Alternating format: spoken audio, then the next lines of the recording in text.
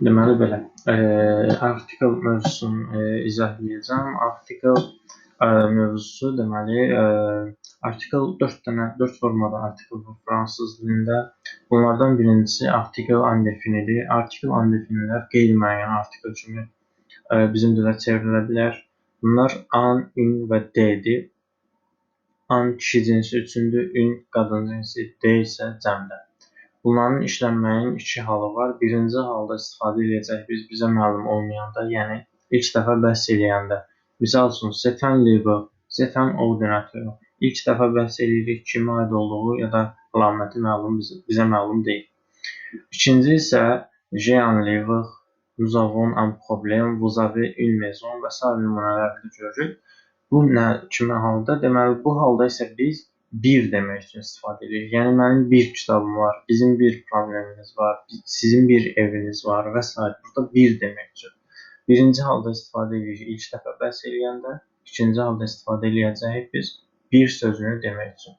Sonra gəlir article defini, yəni müəyyən artikellar. Müəyyən artikellar olur le, la, le.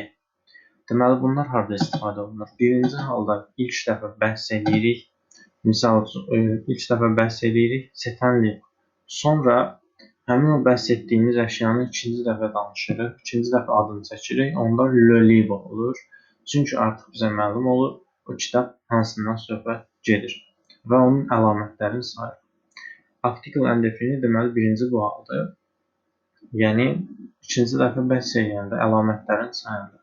Bir də istifadə edəcək biz ümumi danışanda, yəni konkret bir əşyanı nəzərdə tutmasaq da, o əşyada olan bütün əşyalar, bütün o şeyi nəzərdə tuturuq. Dünyada nə qədər varsa universal nəzərdə tuturuq. Misal üçün, le lait est bon pour la santé. Süd sağlamlığımız üçün yaxşıdır. Burada süd sözü dediksə, universal nəzərdə tuturuq. Dünyanın hər yerindəki, yəni südlərdən söhbət gedir. Yaxud da la cigarette est nuisible pour nous. Yəni, universaldır, hara getsən, yəni siqaret insan bizim üçün ziyanlıdır deməkdir. Bu, siqaret bütün hamısı nəzərdə tutulur. Aimer, adorer, détester və préférer feillərindən sonra le, la, le artikelları işlənir. Həmişə müəyyən artikellar işlənir. J'aime le film, je préfère le livre pour ma maison. Misal üçün, mən kitab üstünlük verirəm. Yaxud da inkar forması ola bilər. Je n'aime pas le thé və s. Sonra gəlir artikel partitiflər. Bunlar du, de la, de və de ilə apostrofdur. Bunlardan sonra biz istifadə edəcəyik qidaları, içkiləri, sayılmayan isimləri və gözlə görünməyən, yəni mücərrəd isimləri istifadə edəcəyik. Bir də kəmiyyətini bilməyəndə biz deməli de istifadə edəcəyik. Misal üçün, je mange de la pizza qidadır, yeməkdir. Je bois du thé içkidir. Il y a du vent mücərrəddir, külək əsir deməkdir. Je bois du thé sadəcə deməkdir. Il y a du vent külək əsir. J'écoute de la musique, musiqiyə qulaq asıram, sayılmayan isimdir. Je mange des fruits tous les jours. Bütün günü, yəni hər gün daha doğrusu meyvə yeyirəm. Burada isə de istifadə edirik, çünki nə qədər meyvə, kəmiyyət bizə məlum deyil. Həm də qida kimi götürə bilər. Deməli, qeyd etmək lazımdır ki, içkilərdən pivə sözü və su sözü, yəni bière və o sözləri feminin, qalanları isə maskulin götürəcək. Burada bir qısa var, misal üçün, c'est une voiture deyirik, bu bir maşındır, çünki sayılandır. C'est de l'argent deyirik, çünki argent sözü puldur və sayılmayan, buna görə c'est de l'argent deyirik. C'est le livre du professeur deyirik, çünki burada artıq c'est un livre demirik, çünki artıq kimin deməli kitabı olduğu məlumdur. Je n'aime pas l'eau deyirik. Su sözü normalda sayılmayan olduğu üçün istifadə edilməliyik de l'eau, yəni yuxarıdakı kimi, buradakı kimi. Ancaq biz l'eau istifadə edirik, çünki 4 feil var, aimer feili onlardan biridir ki, özündən sonra müəyyən artikel istifadə edilir. Sonra gəlir article contracté. Bunlar olur du, de la, de, o, ala, o və ala apostrof. Du deməli, du, de la, de Azərbaycan dilindəki yiyəlik və çıxışlıq halı bildirirlər tərcümədə. Le livre du professeur est sur la table. Burada istifadə edirik. İki ismin arasında istifadə edirik. Deməli, bu yiyəlik hal bildirəcək. Sonra feildən sonra istifadə edəndə isə de de la de tərcümə olunacaq bizim dilə, deməli damdan kimi. Je viens du Canada. Partitiflərdə də bunlar var idi.